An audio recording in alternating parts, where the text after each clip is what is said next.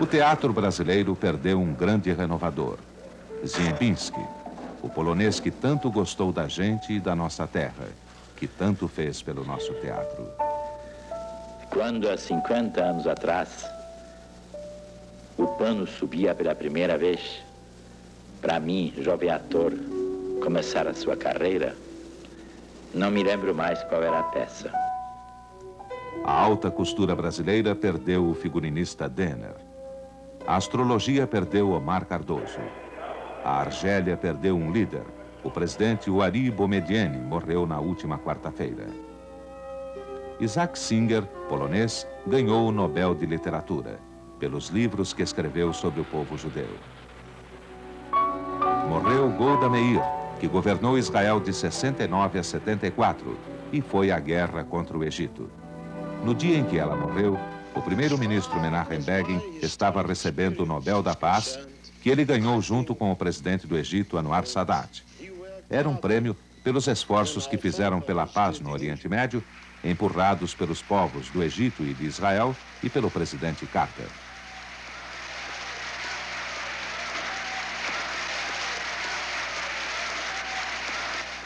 A Argentina e o Chile ainda não acharam uma saída pacífica para o problema de Beagle.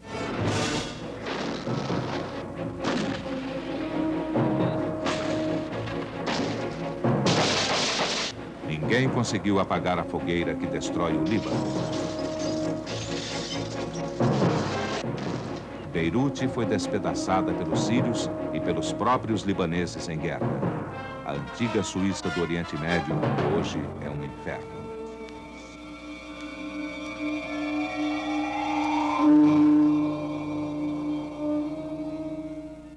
A morte no futebol.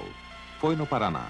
Valtencir, do Colorado de Curitiba, disputou com Nivaldo, do Grêmio Maringá. Fraturou a coluna e morreu na mesma tarde no hospital. Ainda no Paraná, uma tourada brasileira. No México, ele era conhecido como El Tigre de Jalisco. No Paraná, é porteiro de hotel, mas resolveu implantar a tourada no Brasil. Não tinha miura, pegaram um zebu mesmo. O vice-cônsul da Espanha, Dom Saturnino Hernando Gordo, foi prestigiado. O zebu pegou o cônsul e o toureiro. Ninguém morreu. Em setembro, na Itália, Rony Peterson saiu muito ferido deste choque e morreu no dia seguinte.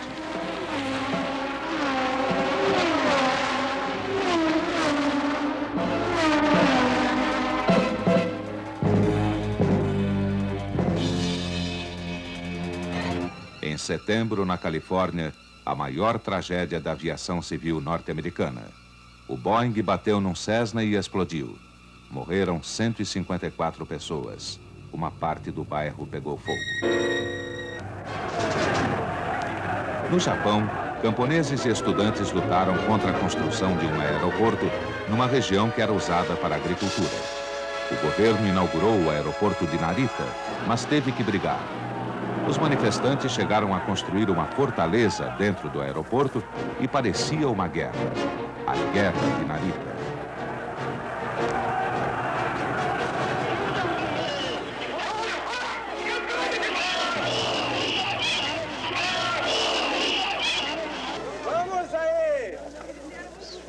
No Brasil, uma história parecida.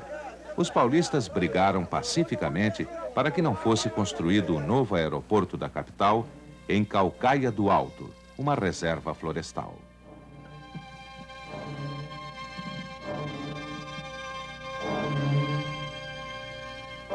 Em 78, o Brasil foi mais ecológico. Houve mais ataque ao meio ambiente e houve uma defesa mais consciente também. São Paulo protestou contra a morte do rio Piracicaba. Todos entraram na luta para salvar o rio, que inspirou até a música sertaneja. Vai jogar água pra fora. Quando chegar a água dos olhos de alguém que chora, lá no bairro onde eu moro, só existe uma a nascente dos meus olhos já formou água corrente. A devastação da Amazônia também foi denunciada. A agressão ao meio ambiente não foi só no Brasil. Na França, o petróleo derramado na Bretanha por um navio que explodiu provocou muito protesto. O óleo atingiu os animais e foi preciso um esforço muito grande de salvação.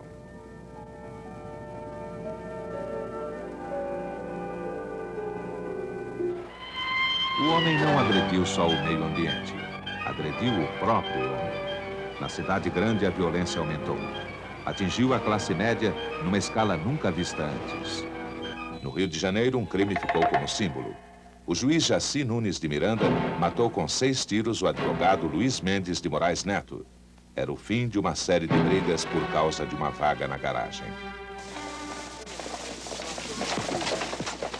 A violência marginal também cresceu.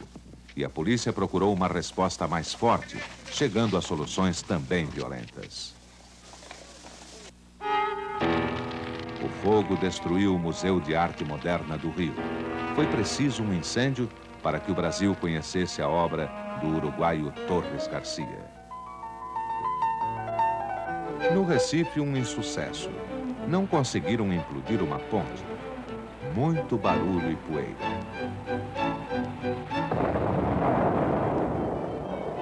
Depois, foi derrubada a picareta.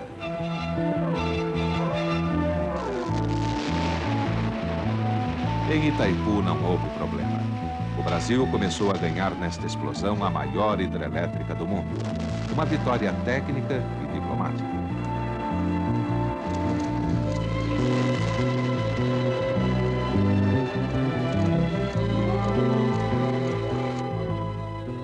As Nações Unidas fizeram pouca diplomacia e poucas manchetes. A ONU foi notícia por um motivo cômico. Um impostor começou a falar como se fosse o chanceler do Sri Lanka. A fraude foi descoberta e até o chanceler de verdade achou graça. Prevaleceu a diplomacia pessoal. O presidente Carter, que começou o ano com o espírito de Kissinger, visitou 7 países em poucos dias. Na França, ajudou o presidente Giscard d'Estaing a enfrentar as esquerdas nas eleições. Na Índia, enfrentou as moscas. Na longa viagem, plantou pelo mundo a bandeira dos direitos humanos e foi seguido. No Brasil, os índios brigaram pelos direitos. Quase foram à guerra em Nonoaí por um pedaço de terra. Em Brasília, eles pediram ao governo que rasgasse o decreto de emancipação do índio. 200 anos dá para fazer emancipar, mas antes de 200 anos não dá. Os índios norte-americanos também protestaram. Foram até a Casa Branca pedir pelos seus direitos. Outra minoria sofrida. Os refugiados do Vietnã, rejeitados por todos os portos do mundo.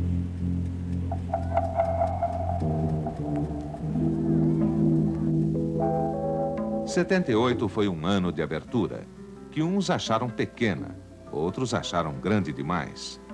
Um processo difícil, orientado pelo presidente Geisel. Foi um ano agitado. O movimento contra o custo de vida em São Paulo.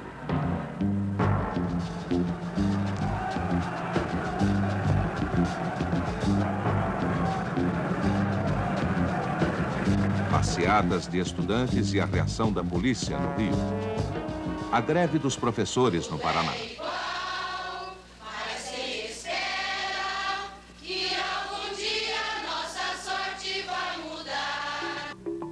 A greve dos médicos residentes. A greve dos metalúrgicos. Em setembro, o Congresso aprovou as reformas políticas. Entre elas, o fim do Ato Institucional número 5. O AI-5, que nasceu em 68, vai acabar agora à meia-noite. Que as nossas elites, principalmente as políticas, saibam avaliar bem o momento histórico que vivemos. Término de todo um longo período autoritário de cessão a que não houve como eximir-se a nação e estejam à altura das generosas aspirações do povo brasileiro. Em 78, houve a eleição indireta dos governadores. Em abril, começou a indicação dos candidatos. Alguns foram bem recebidos.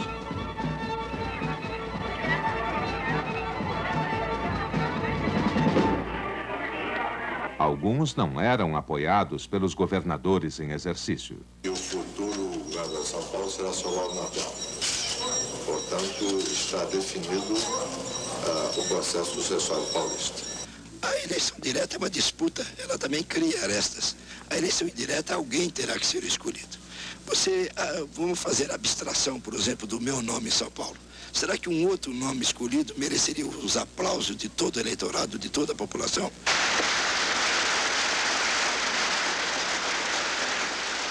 E quero aqui reiterar o nosso maior interesse.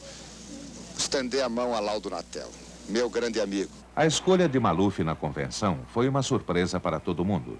Menos para Maluf, que terá contra ele, em 79, uma oposição de 2/3 na Assembleia. Em novembro, as eleições diretas para o Senado, a Câmara e as Assembleias. Do Oiapoque ao Chuí, passando pelo sertão goiano, os brasileiros foram às urnas. O MDB cresceu, elegeu o senador mais votado, Franco Montoro, de São Paulo, e o deputado federal mais votado, Miro Teixeira, do Rio. A Arena manteve a maioria no Senado e na Câmara. A oposição cantou vitória. O porta-voz do governo discordou. Então vejamos, o MDB, em 1974, elegeu 16 senadores. Em 1978, 8. A Arena, em 1974, 6 senadores. E em 1978, 15. Resultado, portanto, da eleição de 15 de novembro de 78. 15 senadores para a Arena, 8 senadores para o MDB. Quando os novos senadores e deputados chegarem a Brasília em março, vão encontrar uma agitação diferente. A agitação da piscina de ondas artificiais, única na América Latina, inaugurada este ano. Em São Paulo, o juiz federal Márcio José de Moraes aceitou a denúncia contra a União pela morte do jornalista Vladimir Herzog nas dependências do DOI-CODE paulista em outubro de 75. O Brasil teve um ano de grande atividade diplomática.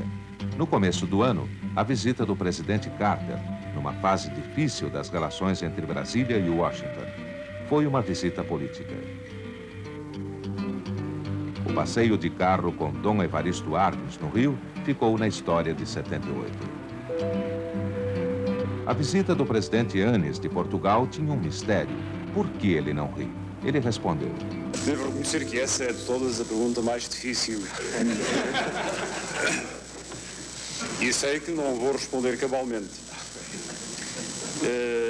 Este ar sisudo é capaz de ser, enfim, uma consequência genética. O presidente Geisel foi ao México e à Alemanha. E o Concorde chegou a Brasília trazendo o presidente Giscard d'Estaing. Chegaram a Angra dos Reis as primeiras cargas de urânio, um passo à frente na política nuclear.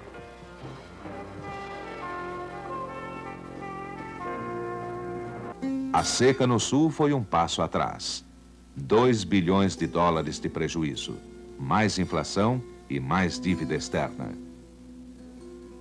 E a OPEP já avisou, o petróleo sobe de preço outra vez, agora à meia-noite. A maré vermelha não deu tanto prejuízo, mas deu susto. Outra maré negativa foi a peste suína, que cobriu o país inteiro. Milhares de porcos foram executados. A convivência homem-máquina complicou ainda mais. Nas ruas e nas estradas, o homem sofreu grandes baixas na guerra contra automóveis e caminhões. Um só caminhão, cheio de gás, explodiu na Espanha e matou mais de 200 pessoas que descansavam num camping. Na África, mais um ano de guerra, mais um ano de racismo, mais um ano de massacres. como de brancos no Zaire, como de negros na Zâmbia.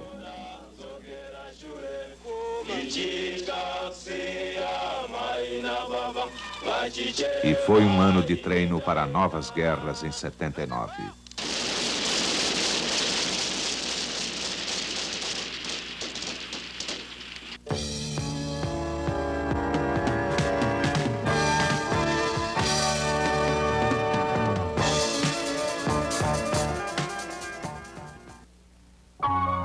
Hoje os namorados não fazem mais serestas. Mesmo porque não mora mais ninguém na Rua São Bento. Em vez de lampiões, luzes de mercúrio. No lugar dos bondes, o metrô. O que antes demorava décadas para mudar, hoje muda em poucos meses, em algumas semanas. Em toda a história do Banespa, sempre um banco que coloca o homem em primeiro lugar. Porque o Banespa é feito de gente, que vive e trabalha como você. Porque Novo Tempo também é investir nas pessoas e formar profissionais, como o Garoto Banespa. Uma experiência bem-sucedida, ajudando os jovens na sua formação escolar e dando a eles uma melhor oportunidade de emprego. O Novo Tempo Banespa deu resultado. Ele foi um dos bancos que mais cresceu nos últimos anos, tanto em depósitos como em aplicações. Cresceu também a sua imagem junto à opinião pública. Isto é muito importante para uma empresa de prestação de serviços. Porque uma imagem demora a ser construída, mas também custa a ser alterada.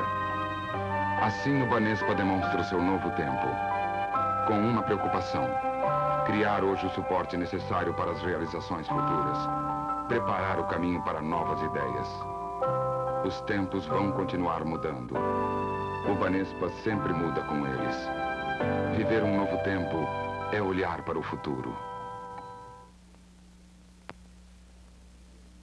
Vem saber, dê-me sua mão, vem ver. Vamos galgar as colinas da terra até o topo do mundo.